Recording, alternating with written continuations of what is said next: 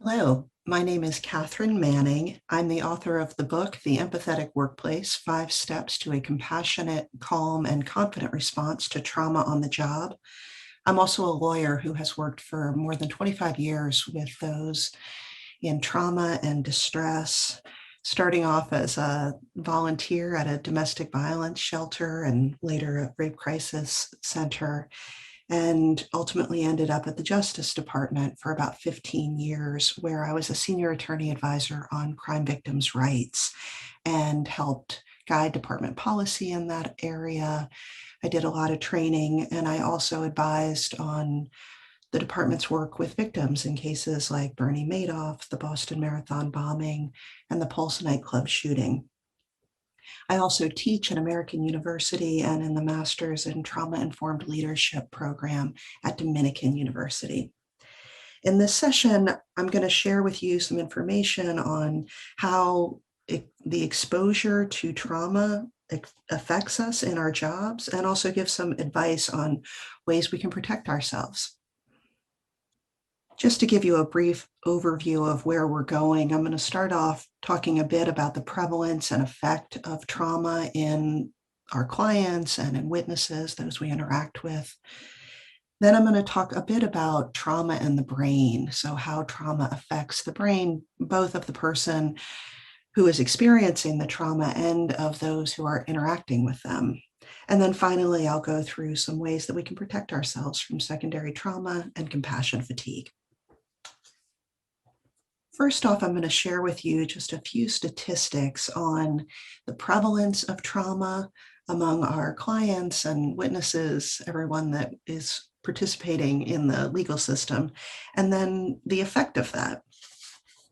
So first off, in our work as attorneys, we often are called upon to interact with those who are in poverty, particularly in our pro bono work, or if we work in any kind of social services, government agencies, nonprofit work.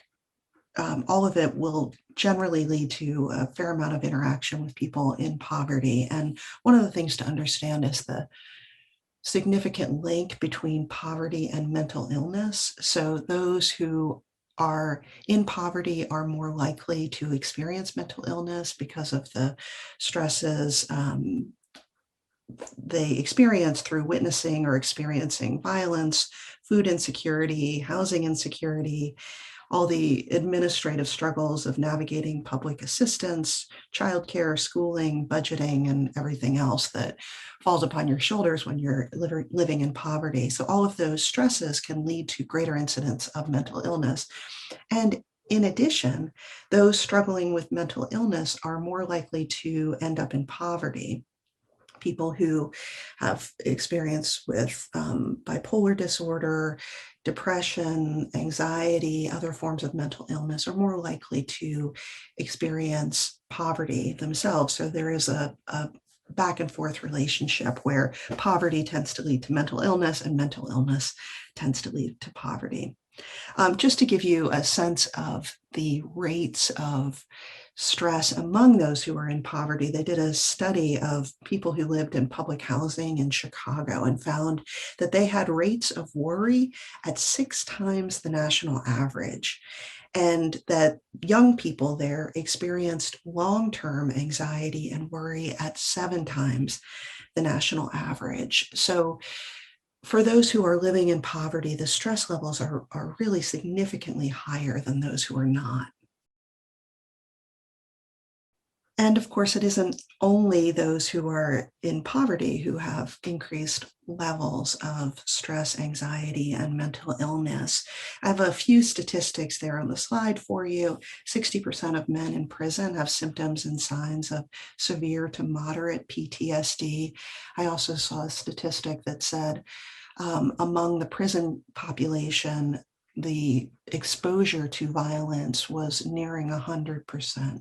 So if you do criminal law, if you have clients who are in prison, you are going to be working with people who are experiencing PTSD at pretty high rates. In addition, if you do employment law, those who have experienced discrimination are 25% more likely to experience psychological distress, to be diagnosed with a mental illness, or to report excessive drug use. So those who may be your clients or witnesses may be experiencing this kind of psychological distress. In addition, more than 95% of medical malpractice defendants report physical or psychological impact from that case, including grief, anxiety, lethargy, and depression. And in addition, more than half of those who have experienced a workplace injury suffer from PTSD or partial PTSD.